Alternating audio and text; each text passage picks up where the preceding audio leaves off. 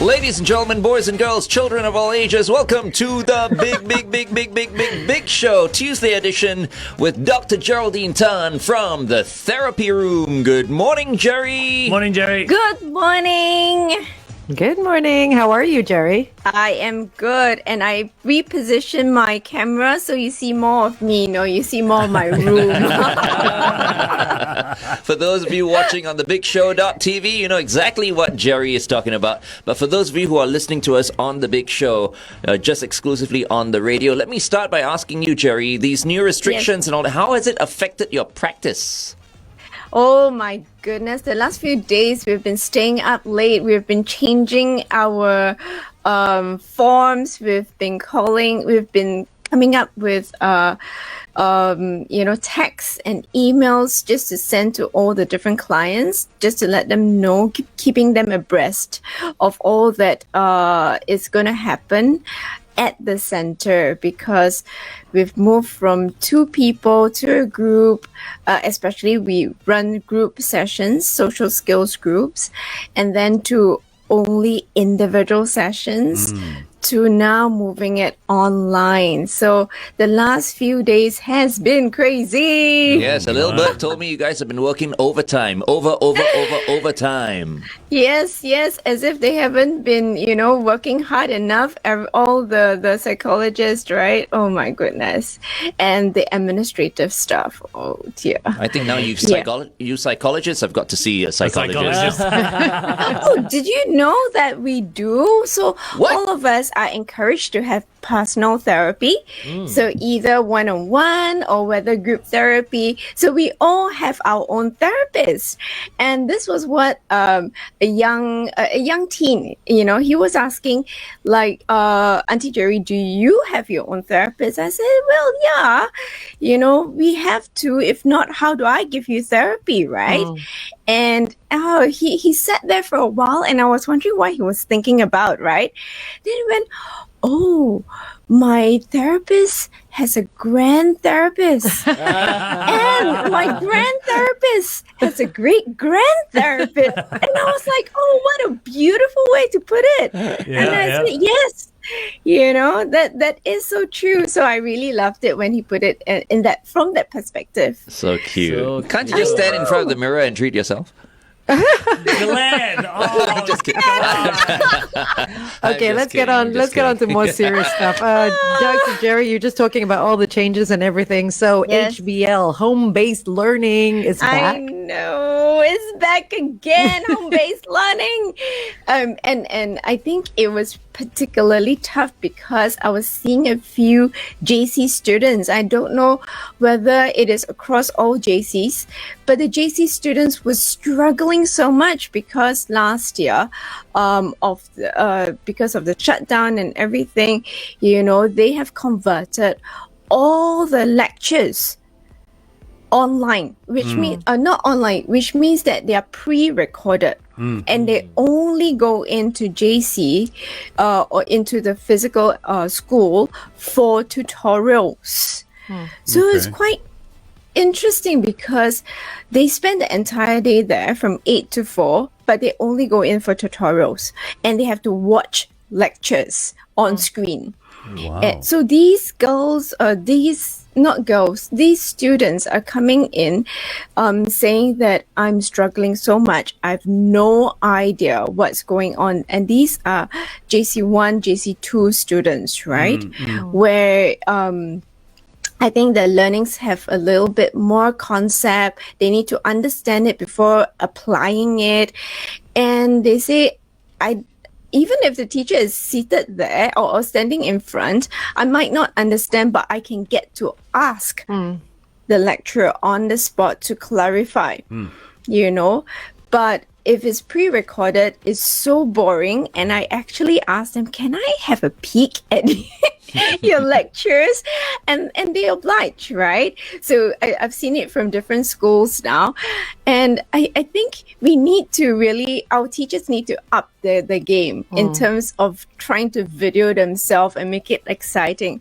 It's so boring. Oh dear. But I suppose it's very challenging, right? To make it interactive as well. I think I think they could all just come to me and I can give them tips on how to do this. There you They go. need a Start big up a new show.tv business. also.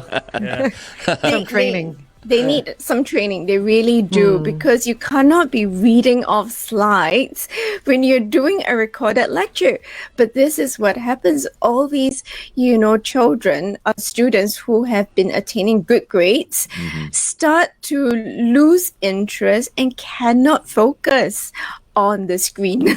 Okay, let's talk a little bit more about these Yes. lecturers off air on thebigshow.tv. So, Jerry, we're Angel. It's okay. It's okay. Go ahead, Sorry, first. we were talking about lecturers pre-recording their stuff. This is something we don't look at. We see the students' problem, we see the parents' problem, but we don't see the lecturers' problem because they Yes. are technically not trained to do that sort of thing. They're trained to have an audience in front of them and how to deliver a message. But when Yes. there's no audience, that's a whole different set of skills. Yes, exactly. And I think it's very difficult. Kudos to all the lecturers and teachers who really just stepped in and made all the changes and did all the lesson packages, online lesson packages. Very impressive. I think it's more in reaction to the poor students who struggle to try and understand their lessons. I mean, all these lecturers put together the lesson packages and put in so much effort, right? But do they realize that the students do not understand? I think that's the tough part, that I just wish that we can bridge the gap somehow for the teachers and the students. I mean, it's not easy. Even us, like the Glenn, Shaun, FD, and myself, we're trained to speak in front of cameras, speak in front of an audience, and even for us, we sometimes struggle to record something. But what I'm wondering is, why are they recording it and not doing live sessions virtually? Because I mean, the time taken is the same, right? You're just doing it online versus in school. So why are they not doing live sessions? That one, I'm not too sure. That one, I suppose it depends on the school. It depends on, what instructions they're given. I'm really not sure about Because that. it's the same. Yeah. It's the same thing, right? So instead of going into school, you're doing it from home, and the amount of time is exactly the same. The students sit in front of your class for like a half hour, and you speak, and then you get to ask questions and interact with the students. I'm just curious as to why it's pre-recorded. Not sure about that, but I assume also that tutorials are there for the students to check in with the tutors. The areas that they do not understand, except these students need to realize that the tutorials are there for them to ask and not just have completed work and say, I've done everything, I know everything, which our Asian children tend to do that. They dare not ask, and they think that they need to know everything. I think it must be very difficult for the educators during this time right now, right? For sure. Do you think some of them need therapy as well, Jerry? They might, right? They might. No, I mean, they might, right? Stressful. It's stressful, yeah. Yeah, so it's I think many of the professions that we are seeing an increased number, teachers already have been coming forward. So there is already a large number of them that seek help, and it is okay to seek help. And then of course the frontline, the healthcare workers also during this period of time. Jerry, I have a question, and I think it's a question I need to ask so that parents, when they hear your answer, parents will be able to help the kids. You brought up something just now. Why do these kids dare not ask questions during the tutorial? Why? Why is it that, and I see this with a lot, not only students, but adults. Adults. Generally, we dare not ask questions. They feel that they have an image to upkeep. At least these are the students that come to me, right? I should know everything. I should go in prepared. If the teacher asks me a question, I need to be able to answer that question. And many times in sessions, I say, isn't school a learning For learning, yeah. environment? You know, you're there to learn. And they would open their eyes so big. I don't know how many students I've told, and they go, huh? And I said, yes, you go in and you're expected not to know the answer because the teachers want to teach. So they don't understand this concept. No, but I mean, it's in school as well. Like when I was in school as well, it was not encouraged to ask questions. You just listen to the teacher speak. And a lot of the time it was not ingrained, but it was almost an unspoken thing that if you asked a question, you weren't very smart. Yes. That's how you were made to feel, at least. Yeah, so a lot of times growing up, we had that experience as well. Like teachers will not allow you to ask questions until like maybe the end of the class or something when the bell is about to ring. Yeah, So and then we there's grew no up- time. Yeah, speaking of which, like we were talking about lecturers. Yeah. Did you guys see the lecture that went viral? The lecturer was doing a live session. I think this is On the mute? reason why. No, he was talking the whole time, so and everybody was listening to him, but he was doing a wrong lecture. Oh my God. So I was doing the whole thing. So after 2 hours, then somebody put up his hand and just like, Prof, you did the lecture last week or so. This one is the wrong one. Wrong topic. Then he panicked. He's like, huh? You tell me now? After 2 hours? Now you tell me? Then you don't know what to do. Then he's like, oh yeah, everybody come back next week. And So there that's was why they also pre-record everything. But there was also another one where the guy was muted the whole time for like a whole hour, and he didn't know this, and he was just talking and talking and talking, and everybody was trying to get in touch with him, but he was on mute. See, this So is why either they don't want he to answer wasn't paying questions. attention, or It's questions. But man. Jerry, I never understand this. I've taught it to my children when I was running the MC Academy. I taught it to students as well. Yes. People need to understand, and it's this whole thing of I must know, and I don't want to look stupid. There's no such thing as a stupid question, because if I don't know, I don't know. So therefore, it's not stupid. no, it's not. we can answer this on air. You can ask it again. Yeah, Go back just ask that question again. Okay. All right. Stand by. I mean, I was talking to Jerry just now, and I'll repeat it. I taught my children this when I was running the MC Academy. I used to tell my students this. There's no such thing as a stupid question. I think a lot of people don't ask questions because they don't look stupid. But if you don't know something, then how can the question be stupid? If you weren't paying attention.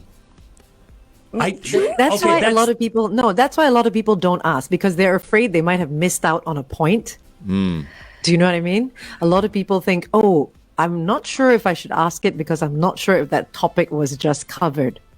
But even if the topic was just covered and you missed the point, you're a student. That's the teacher's I don't think job. they missed the point. I think they missed the whole segment.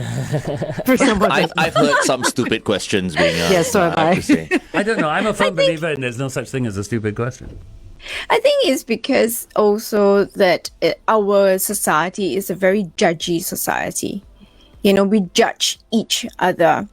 So this word comes up a lot. And the students tend to tell me, oh, but I don't want my friends to judge me. Wow. You know, I want to be good enough for my teachers. I want to be good enough for my parents. Yep. I think I would recount one of the little excerpts that my daughter was telling me. She finally decided that, okay, she needs tuition. So a couple of weeks ago, we put her into tuition. And in the class, one day she came back and say this little girl cried. And because she doesn't know how to do a question. Okay. And we went like, oh, but is it very difficult? And how come she's crying so badly? So my little girl then said, she cried and she told the teacher, I don't want to let my mom down. My heart shattered. Yeah. It was just a tuition question, and it was just a question that the teacher can help her with. Right. But she was so distraught that she cannot answer the question because she would let her mom down. Could this be the mom's fault? Maybe the mom, this is the kind of mom, right, who keeps emphasizing to their children, don't let me down. Yeah, Right. and if you ask a question, you're not smart. you know, because you should be paying attention. And in our society, I'm not sure if it's just Singapore, but I think in Asia in general, it's all about face, right? Well, I mean, we're touching a very sensitive topic, but you know, sometimes we unwittingly do say certain things. Okay, I would not deny that. Like, oh, you know, how could you do this? And the other party or the children receive it like, oh, you know, you're disappointed with me, Right. rather than you didn't listen to the teacher or you didn't, you know, put in effort. Yeah, sometimes we personalize it and say, oh, because of that, mom and dad don't love me. And that's very difficult for the children to kind of deal with, because their parents are their whole world, right? Right. We are Yeah. speaking to Dr. Geraldine Tan of the Therapy Room right here on The Big Show, 1FM 91.3. We'll continue this conversation live on thebigshow.tv. You know, I just wanted to say, like, I never had any problems, like, asking questions when I was in school. When I was in, like, secondary school or, you know, when I was in, you know, pre-U. Because I would always wait for the teacher to go, any questions? Yeah, And then I'll always be, like, the first or second person to ask a question. But I wouldn't ask the teacher a question if he or she didn't prompt me to. You know what I mean? So the moment the teacher goes like, okay, guys, any questions? Then we'll ask the questions. I just felt like you know, it was just being polite lah. Because I mean, if you interrupt the lecturer halfway through, right, it might affect the lecturer's train of thought, right? So we would always like wait towards the end, because that's when, you know, he would go, okay, class, any questions, and then we would ask the questions. So. And Yeah, I remember me and my friends judging people like you at the end of the class. Why though? Because we all just want to leave the lecture hall, everything very tired. And oh my goodness, this person is asking. Yeah, then like, why you got question? You got question, you stay back, you ask him yourself. You don't need to ask in front of everybody else. Oh Yeah, dear. yeah. So I But grew up that way, I'm sorry. Okay. I mean, but guys, you Fair know, enough. I'm a question asker as well, right? But sometimes the question askers are also seen, like Shaun says, difficult people. You know, why are you being so difficult? Like, why do you have to ask those questions? Yeah, like you text your lecturer. You lah. know? Yeah, there Why you weren't Facebook any message text. him lah? There Why you wasn't ask? any texting back then. You stay back, you ask him yourself. You don't have to ask in front of the whole class. You'd have You are to the one write that a, needs a snail- question. a letter. Actually, Shaun, I would correct a bit of it. I know, you know, after class, we want to run out of the class, but this is what is missing during the HBL. That means home-based learning. You cannot ask the teacher live questions, right? Because it's a recorded And thing. yeah, so one is recorded or is very short.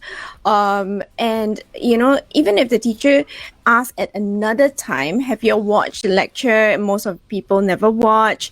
And then, and then the lecturer will ask, do you have any questions? And everybody will stay silent because it's not, the environment is not dynamic enough. It's not being stimulated, right? And for the introverts who find it difficult to ask the questions, they benefit a lot when someone else asks the question and they learn the answer. Right. You know, so although we get irritated with people asking questions at the end of the class, you know, during the class is when we learn that, so much more because someone else asked the question. But you know, Mark, I think you had a point earlier about perhaps the teachers or the lecturers should have some sort of media training when it because comes to doing something like this, because it's very difficult, firstly, to hold an audience, secondly, Yeah. to speak to a camera. I mean, reading off a script, everyone can do, but reading off a script like you're not reading is a whole different thing, right? Yeah, this is why I disagree with pre-recorded lectures. I think lectures need to be done live. Because I'm I just think, wondering- I think yeah. also the introvert with the ability to type a question and Yeah. not say it Say it, yeah. is at an advantage because Put it in the I'm chat. typing in the chat. Yeah, I True. think it would be so much more fun if it's done live on the spot. You know, I think there are ways for I don't know, the educational system. I'm sure it's very difficult currently to be able to create interactive virtual sessions for the kids so that they can they don't lose out from being at home, because I mean, Yep. let's face it, with the whole thing that's going on in the world with the pandemic and everything, every day changes and every day is so fluid, right? So things like this, like at the drop of a hat, can happen overnight. So if we can find ways to make education fun online, I think that will also help the kids not miss out from their classroom environment. Yeah. Like the movie Ready Player One. Everybody's in VR goggles right at home. You're sitting at home, that'll be cool but too. everybody's still in the classroom. Your teacher, you can see your teacher, you can choose your avatar. But you know what? A VR classroom would not be too far off as well. You know, I mean, sooner or later, kids are going to be wearing the goggles, and teachers are going to be right there in front of them. They're going to be right next to their classmates, but all at home. You know, it's very interesting listening to everybody talk about this, because I don't know how many of you know this. Outback Australia. Do you know they have schools that are not schools? No. They are run using CB radio. Oh my goodness. So you're click hello, and the teacher Like lectures walkie-talkies. like that, and the kids ask questions like that, because the kids are so spread out. The class is spread over hundreds of miles. Wow. Because they all working, the parents have different farms. So these kids actually have school on CB radios. Right. So if it can be done on CB radio effectively, I don't see how using a computer and having it virtual can't be done, right? Wait, you know why it's effective when you're using those? Oh, no, here it comes. No, No, but it's true, because everyone's anonymous. Yes. Yeah, that's true as well. Yeah, that's Not true. shy. So you're not shy, you see. It's like, yes, I'm asking this question right now, but I'm not going to be identified. Yeah. Yeah. Yeah. So you're kind of hiding behind that piece of But equipment. the social part is so needed these days, you know. I think the other thing about this whole heightened alert is the social gatherings. I think from 8 to 5 to 2, I heard the children give a collective groan across, you know, the whole nation during holiday, and they cannot have get-togethers. I mean, they were planning, they were thinking where to go. They had their little groups of 5, and then suddenly you have nothing at all. Yeah, but I mean, in a way, we went through this once already. You know, if this is what it takes to keep it safe, we we still have some sort of movement. The malls are still open. You know, there is still some sort of interaction. So I think we're a lot better off than a lot of other countries as well. Yes. So I mean, yes, it is very, very needed, but I would encourage the children to talk about it, parents to talk about it, you know, I mean, needed, but yet hold on, Jerry. emotions are real. All right, going back on it. Welcome to the Big Show on 1FM 91.3, Good Times, Greatest Hits. Our guest for today is Dr. Geraldine Tan from the therapy room, who's perhaps had maybe like, 2-3 hours of sleep only, Jerry? No. Okay. I need my beauty sleep. But it was a tough time that Jerry and her colleagues went through when the new measures were announced. I believe some of you went home at like midnight, after midnight. Well, we were conversing on our devices, so yeah.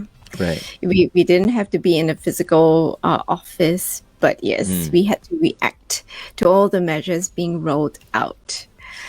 So speaking about measures being rolled out, Jerry, with the home-based learning for majority of the kids that are school going, how can parents help to smoothen this process and make it a little bit easier?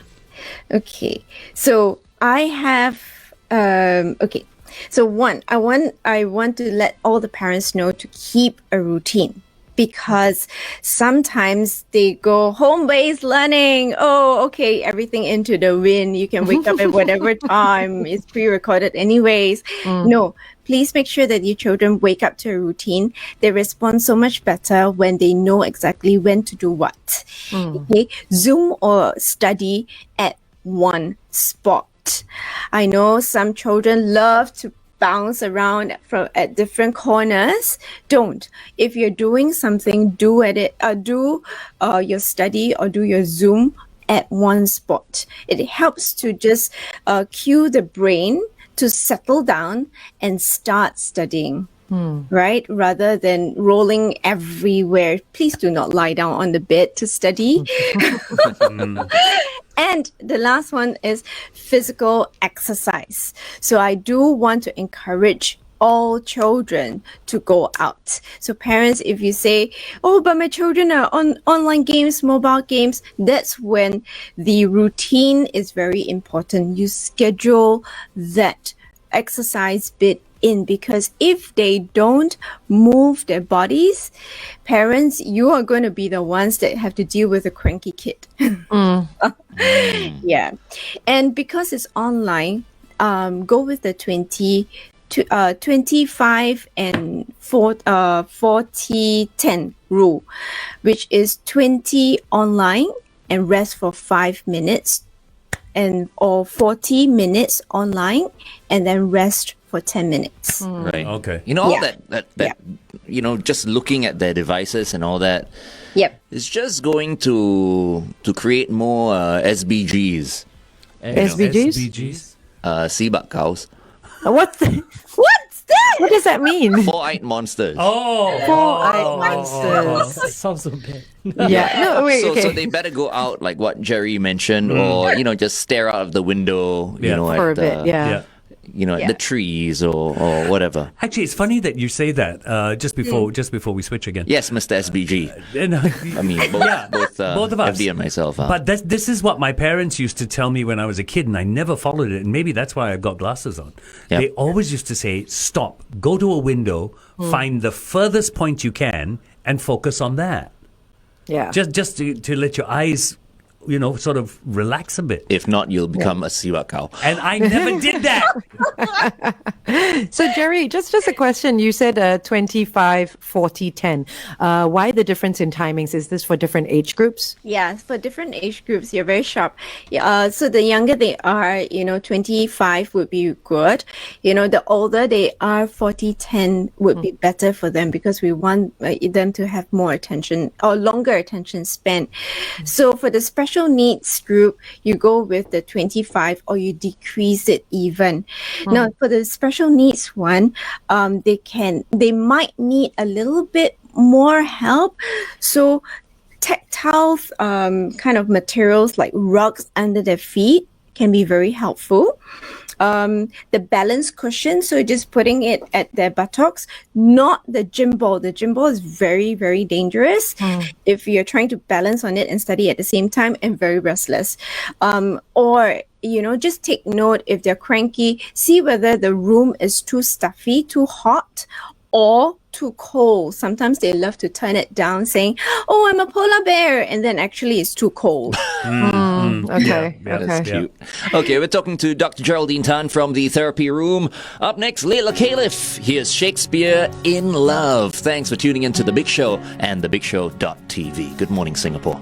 It's interesting because Ren has come onto our Facebook page as well. Morning, Ren! Good morning, Ren. And Ren has said that HBL is the most difficult task ever. Yeah, actually, I tell you, parents hate it. No? I'm glad I never had to go through it.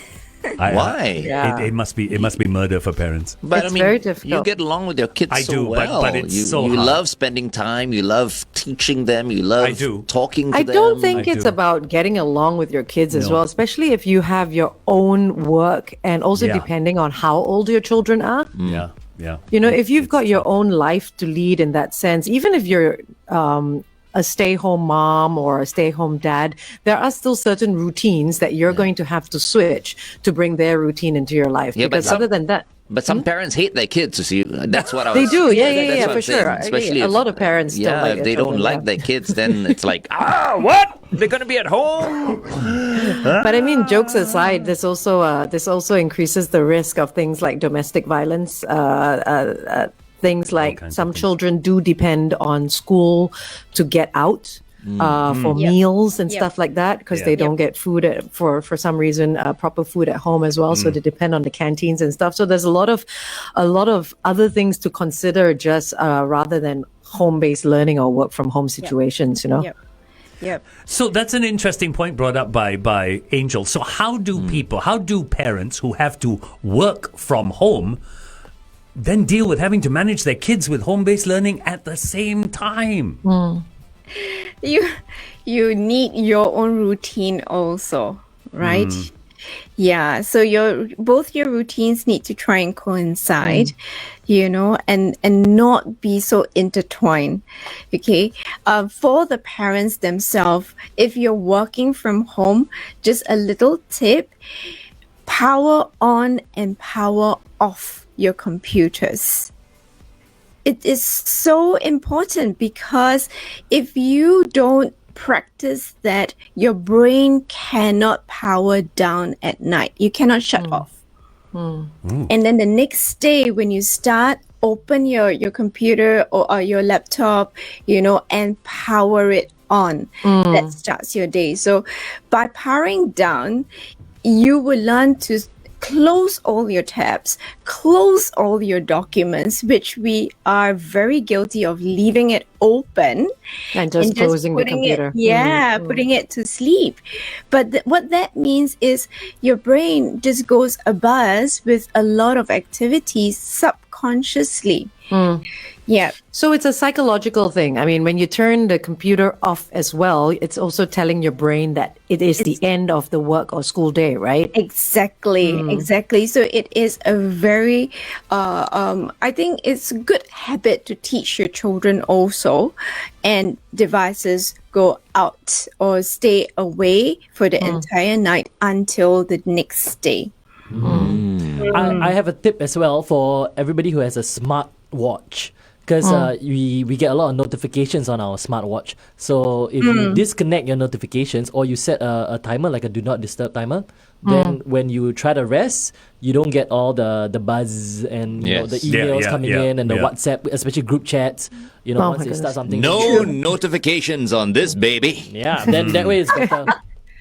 Yeah, I think the devices, especially like more so than just the computer, things like your phones and stuff like that, switch them off. Yes. Yep. For kids, maybe leave them outside the room so that they're not tempted to grab it again and use it late into the night. Yes, the only thing that's on is my heart rate monitor, so I know Just if to I'm tell yourself? if I'm irritated or whatever. I'm like, oh wow, look at the heart rate now; it's 150. No. Right now it's Hi, it's a nice 59. Good morning, Gary. Julian. Morning, Julian. Morning, guys. Morning. What's the time now? Very early. I feel like always very early. Very early. Good. I love He's it. excited. Julian Excited. can join us in Join, this yes. in this conversation. We're talking about home-based 4 learning minutes. this morning, Julian. I'm Right. sure you heard. Yes. So, I mean, your kids are still young, right? Yep. So it doesn't quite affect you at this point. But Yeah. if it did, right, home-based learning, I mean, would you be for it or? Not really, actually. I would rather they go to school. Get I'd out of rather the they go to house. school. Yeah, pretty much. Jerry, do many parents approach you and see you because they can't handle the situation? I mean, home-based learning. I think when we sign up to be parents, we sign up for anything at all, so we realize that we just have to deal with it. But we do struggle. So many parents do come in and they do struggle, especially if home-based learning is not the child's preferred mode. So it's very hard to anchor them onto, the device tool study because it's just too boring. So home-based learning kicks in tomorrow, right? Tomorrow, but I yeah. think a number of schools have started few of them, yesterday yeah. because just because a few of them have students that are in quarantine already. Right. Yeah. Which means the children are going to be home because, I mean, this is going to coincide with the upcoming holidays, June right? holidays. And that's yes. 1 month. The holiday 1 month. 1 month. Wow, that's Yes. 1.5 months then. Probably about 1.5 Well, they're not months. exactly on holiday when they're home-based learning. No. They're not supposed to be. Well, yeah. Same like when I was on holiday, also my mom made me do revision and Yeah. tuition and everything. Yeah, I don't know whether the kids today feel it, but I used to feel it whenever I had to study at home. I just found a home never as conducive to study as a classroom. So you went to Changi Yeah. Airport. Yeah. Viewing gallery. Swenson's. No, the viewing gallery. Yeah. But now you Libraries. cannot Now even you can't- loiter yeah. outside. Yeah, You can't do anything. You see, so it's very, very difficult. But anyways, we have two things in May for the parents. 21st of May, Listen with Your Ears, Hear with Your Brain, a collaboration with the Listening Lab and Canossian School for the hearing impaired. Learning about hearing loss, how it affects the children's learning development. So that's for the parents. This is on this Friday, 21st of May at 7 p.m. It's virtual and it's free. The other one is together with Singapore Mental Health Film Festival, and there's a panel discussion after the film is being featured. So that's on 30th of May. Oh no, actually it's ongoing already. Yeah, so there are different movies that are being rolled out and panel discussions every single day. So that one, I think they still have in person and on Zoom. And then for my center, this is solely for the children. So parents, if you want to offload your children online, 9, 16, 23rd, 30th of June, 2 to 4 p.m. It's a multi-sensorial sort of activity online. Packages will be sent to your home. So then remember the little multi-sensorial pack that we were doing the other day? Did you get yours, FD? He did. It's next to him. I did. Yeah. Which one? The one with the puppets and all, is it? Yeah. So they won't get that. They will get the other things that are more relevant to what we are doing on social skills, emotional regulation, things like that. So if you miss anything that Jerry just mentioned about all the events going on, you can always replay this video. Don't worry. And then pause it, go look it up, and then replay, and then pause, and then look it up. So you won't miss anything. Or go to Jerry's Instagram account as well. The therapy room. Facebook or Instagram. Right, it's the therapyroom.sg, right? Yes. The therapy room SG. SG, Yes, yeah. that's the IG. Yes. Okay. Very cool. I'm going to be nice and pass the time to Julian, but I want to say that my prayers really go to the children in quarantine and the parents who are and the people who are in India battling the whole COVID situation and the typhoon. Yeah. And we cannot prevent the natural disasters or thunderstorm that we experienced a thunderstorm last night. We cannot prevent that. It's right? barely anything compared to what they're going through. Yep. But we can be a rainbow on somebody's cloud. Oh, beautiful. That's so pretty with the butterflies. Oh, wow. Somebody made that? Yes, Very, one very of my pretty. psychologists. So this is a quote by my favorite author, Maya Angelou. And so be a rainbow on somebody's cloud, especially during these tough times. So beautiful. nice. Awesome. You know, Jerry, my middle name is Rainbow. You know that? Yeah. Glenn Rainbow Ong. We call him Bro for short. Okay, before you go, Jerry, just want to let you know what Julian 20 seconds. and all of us are going to be talking about today. We're going to be talking about whether or not we just stick to one petrol station, as in one brand of petrol, wow. or do we go to various petrol stations? Yeah. Anyway, okay, bye, Jerry. Bye. No worries, but I actually want to Okay, hold on, Jerry, hold on. The Foo Fighters right here on 1FM's Big Show, 1FM 91.3. We're still with Dr. Geraldine Tan, and Julian Ko, the editor of SG Karmat, has just joined us. Jerry, before we let you go, any last words? Yeah. I want to tell Julian, I was thinking of you this morning. Somebody banged my car this morning. Oh, no. We should talk about the psychological impact of accidents. Oh my God. And then I drove should. some more, and you were talking about like Roadkill, right? Yes. And this little rat ran across the highway, and I was like, "Please get across, please get across." He didn't get across. I was like, Oh no. Wow. Oh, you had all that happen this morning? Before I came on, I literally had to come into office, sit, kind of decompress before I got on air. Oh, wow. You didn't tell us this earlier on. You're only telling us What a at the professional. end of your segment. No, But I was thinking about Jillian and I was like, oh my God, I have to tell you about it. Maybe she was waiting for me to come on first. Yes, you're absolutely right. Jerry, would you like to get Julian to clarify a few things? I mean, did you do all the right things? I mean, did you take down the particulars of the guy who rear-ended you? So I stopped at the traffic light and then I heard a bang. But I turned around, there was no car behind. So it was very peculiar. And my little girl was in the car. I just dropped off my boy. My little girl was in the car. And then I was like, oh my God, you know what happened? So it took like 2 seconds to try and collect myself. But I saw this uncle on a motorbike just like peeking at the side of the car. So I got down the car and he said, I think I did that. And he said it in Mandarin and he was like, I'm sorry. You know, I think I did that. It was just a small scratch there. And but as I was getting out of the car, this was a scary one. This is why our brains take us to all sorts of fantasy world.